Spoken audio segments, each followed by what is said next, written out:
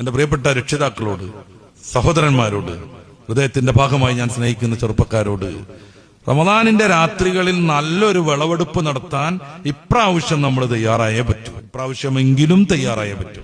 നമ്മളൊക്കെ അവിടെ എത്തിയെന്നോ രാത്രിയിൽ നമ്മളങ്ങടെ എത്തിച്ചു എന്നോ ഒന്നുമല്ല ഞാൻ പറയണത്. റമദാനിൽ നമ്മൾ കടന്നു ഭാഗത്ത് തുടങ്ങല്ലേ, അത്രയ്ക്ക് എത്തിയെന്നൊന്നുമല്ല ഞാൻ പറയണത്. മിനിഞ്ഞാന്ന് പ്രഭാഷണം നടത്തിയിട്ടുണ്ട് പ്രിയ സുഹൃത്ത് മസ്ഊദ് സഖാഫി. ഇന്നലെ അദ്ദേഹത്തിന് കാസർഗോഡ് പ്രസംഗിക്കാൻ പോകാനുണ്ട്. റബ്ബ് താല വിളിച്ചോണ്ടോയി, നിങ്ങൾ അങ്ങനെ പ്രസംഗിക്കാൻ പോണ്ടെന്ന് പറഞ്ഞു. മിനിഞ്ഞാന്ന് രാത്രി പ്രസംഗം നടത്തിയിട്ടുണ്ട്. ഇന്നലെ രാത്രി പ്രസംഗിക്കാനുള്ള നോട്ടീസും പോസ്റ്ററും ഒക്കെ സമൂഹ മാധ്യമങ്ങളിൽ നമ്മൾ കാണുന്നുണ്ട്. യാതൊരു പ്രശ്നമില്ലാന്നർത്ഥം. ആരോഗ്യപരമായി പ്രത്യേകമായിട്ടുള്ളൊരു ബുദ്ധിമുട്ടൊന്നും ഇല്ലാന്നർത്ഥം. ആ നാട്ടുകാർ പ്രതീക്ഷിച്ചിരിക്കുന്നുണ്ടാവും. പോണം എന്ന തയ്യാറെടുപ്പ് അദ്ദേഹവും നടത്തിയിട്ടുണ്ടാകും.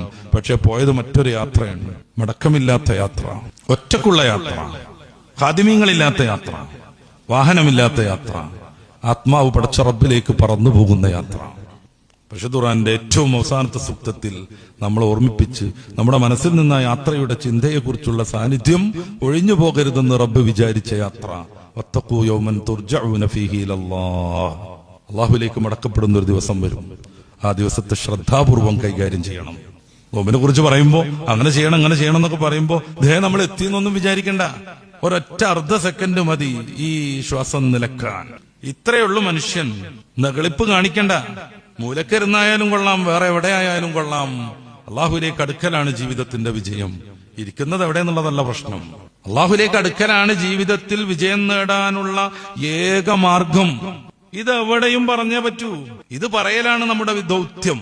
അതിന്റെ വിശദീകരണങ്ങളിൽ ഭേദങ്ങളുണ്ടാകാം. അടിസ്ഥാനപരമായി റബ്ബിലേക്ക് അടുക്കാനുള്ള ഏതേത് പ്രവൃത്തിയുണ്ടോ അതൊക്കെ പ്രോത്സാഹിപ്പിച്ചേ പറ്റൂ. സ്വാഭാവികമായി അതിന് വിരുദ്ധമാകുന്ന ഏതേത് പ്രവൃത്തികളുണ്ടോ നിരുത്സാഹപ്പെടുത്തിയേ പറ്റൂ. കാരണം ഏതെങ്കിലും ഒരു ദുർബലമായ ചിന്തയിൽ നിന്ന് അബദ്ധം വരുന്നവരുണ്ടാകും.